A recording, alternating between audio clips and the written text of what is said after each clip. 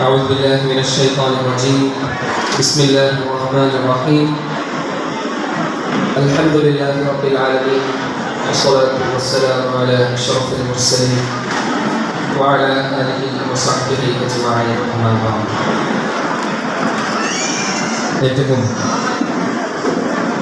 ബഹുമാനാദരവുകളായ വ്യക്തികൾക്കുള്ള അധ്യക്ഷ,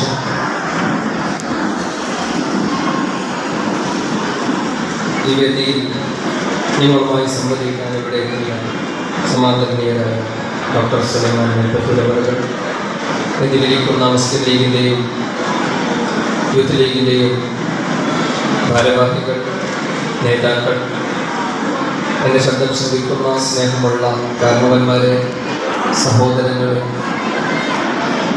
വിദ്യാർത്ഥി സുഹൃത്തുക്കളെ, സഹപ്രവർത്തകരെ, താഴെക്കോട് KMCC ഗ്ലോബൽ കമ്മിറ്റി സംഘടിപ്പിക്കുന്ന ഹരിതാപം എന്നുള്ള പേരിൽ പ്രസ്ഥാനം, പ്രചോദനം, വിചിന്തനം എന്നുള്ള ശീർഷകത്തിൽ നടത്തുന്ന ഈ ഒരു പരിപാടി എന്തുകൊണ്ടും ഇവിടെ എല്ലാവരും എത്തിച്ചേർന്ന് പരസ്പരം എല്ലാവരും കണ്ട് പിരിയുക എന്നുള്ളതിലുപരിയായിക്കൊണ്ട് നമ്മുടെ നാടിനെ, നമ്മുടെ സമൂഹത്തെ, നമ്മുടെ രാജ്യത്തെ ഉന്നതിയിലേക്കും വികസനത്തിലേക്കും എത്തിക്കുന്നതിൻ്റെ ഓരോ ചവിട്ടിപടികളാണ്, അതല്ലെങ്കിൽ അതിൻ്റെയൊക്കെ ഭാഗമാണ് ഇത്തരം സംഗമം.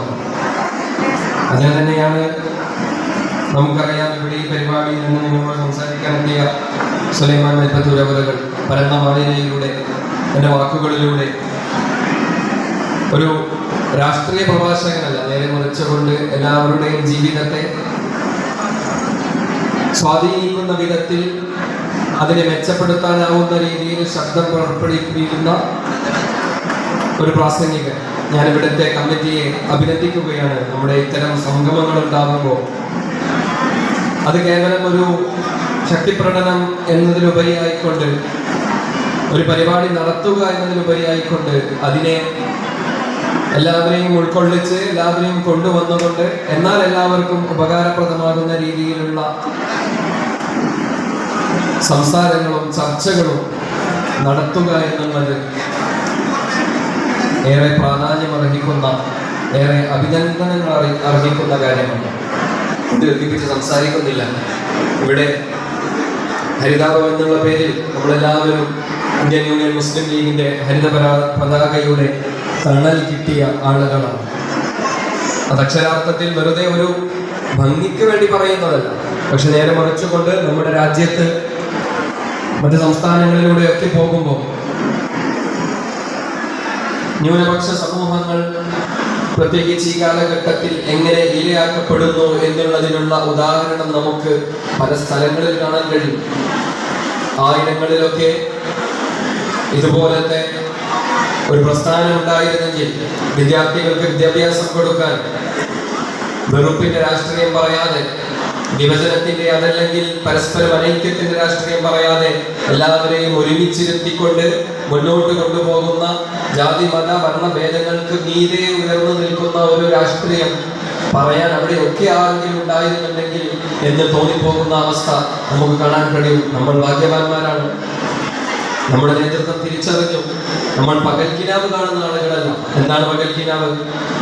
ഇത് ചില ആളുകൾ സംസാരിച്ച് നടക്കുന്നത് പോലെ നമ്മുടെ രാജ്യത്ത് ചില ആളുകൾക്ക് മാത്രം വികസനം കൊണ്ടുവരികയും മറ്റ് സമൂഹത്തെ, സമുദായങ്ങളെ ശക്തിപക്ഷത്ത് നിർത്തുകയും ചെയ്യുന്ന ഒരു പൊളിറ്റിക്കൽ നറേറ്റീവ് ഇന്ന് നമ്മുടെ നാട്ടിൽ ഉണ്ടാക്കിയെടുത്ത് അത് ഏറെക്കുറെ വിജയിക്കുന്നത് നമുക്ക് കാണാൻ സാധിക്കുന്നു.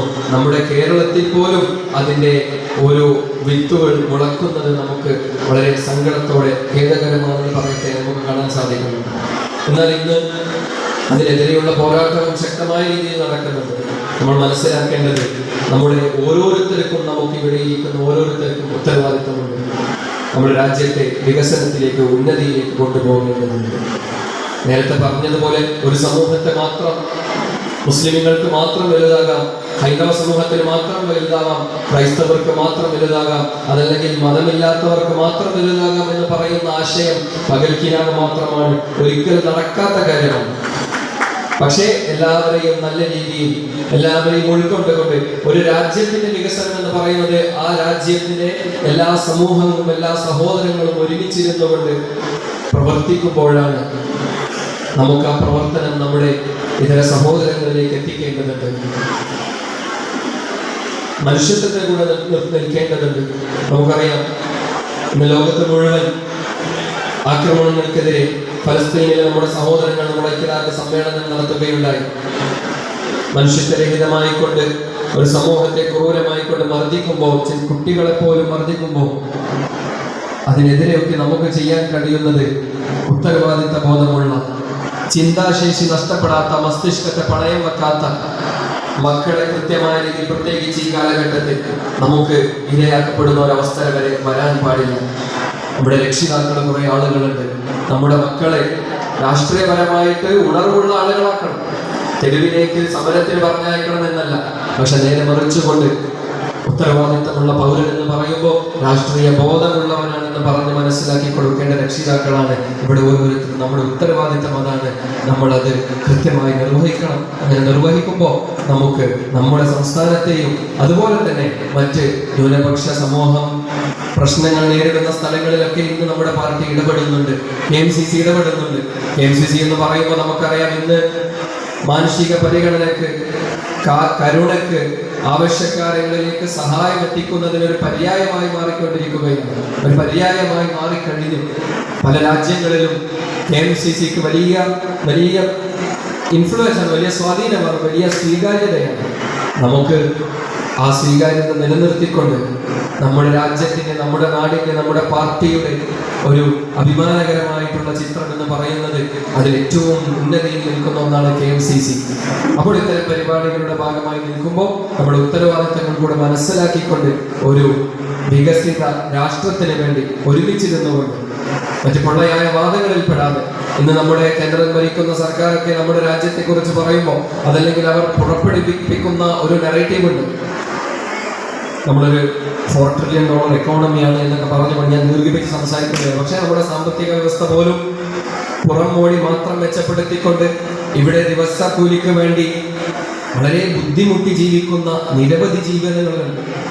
അവരിലേക്കൊന്നും എത്താത്ത രീതിയിലുള്ള ഒരു ഭരണം നമ്മുടെ നാട്ടിൽ നടക്കുന്നുമുണ്ട്. ആ കാര്യങ്ങളൊക്കെ പരിഹരിക്കേണ്ടത് നമ്മളിവിടെ പഞ്ചായത്ത് തെരഞ്ഞെടുപ്പ് നടക്കുന്നുണ്ട്, അടുത്ത വർഷം സംസ്ഥാന തെരഞ്ഞെടുപ്പ് നടക്കുന്നുണ്ട്. അവിടെയൊക്കെ നമ്മൾ ചർച്ചയാക്കേണ്ടത് അടിസ്ഥാന സൗകര്യങ്ങളും രാഷ്ട്രീയപരമായിട്ടുള്ള കാര്യങ്ങളാണ്. പഞ്ചായത്ത് തെരഞ്ഞെടുപ്പിലൊക്കെ നമ്മൾ സാധാരണ പറയുന്ന ഒരു വർത്തമാനമുണ്ട്, അത് പിന്നെ പ്രാദേശികമായിട്ടുള്ള ചില പ്രശ്നങ്ങളും കാര്യങ്ങളും ഒക്കെ ആയിരിക്കും അവിടുത്തെ ചർച്ചയിൽ.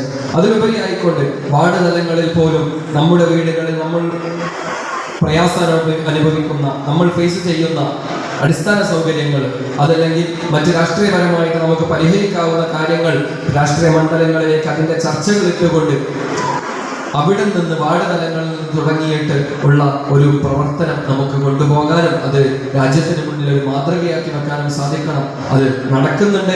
അതൊന്നും കൂടെ നല്ല രീതിയിൽ നടത്തേണ്ടത് നമ്മുടെ ഓരോരുത്തരുടെയും, നേതാക്കളുടേത് മാത്രമല്ല, പ്രവർത്തകരുടേത് മാത്രമല്ല, നമ്മുടെ ഓരോരുത്തരുടെയും ഉത്തരവാദിത്തമാണെന്ന് പറഞ്ഞുകൊണ്ട് ഞാൻ വാക്കുകൾ അവസാനിപ്പിക്കുന്നു. ബിസ്മില്ലാഹിർ റഹ്മാനിർ റഹീം, ഇന്നാ ഫതഹ്നാ ലക ഫത്ഹൻ മുബീന എന്ന തിരുവാക്യോടെ ഒരു പരിപാടിയുടെ ഔപചാരികമായ ഉദ്ഘാടന കർമ്മം നിർവഹിച്ചതായി അറിയിക്കുന്നു. വആഖിറു ദഅവതി അൽഹംദുലില്ലാഹി റബ്ബിൽ ആലമീൻ. അസ്സലാമു അലൈക്കും വറഹ്മത്തുള്ളാഹി വബറകാതുഹു.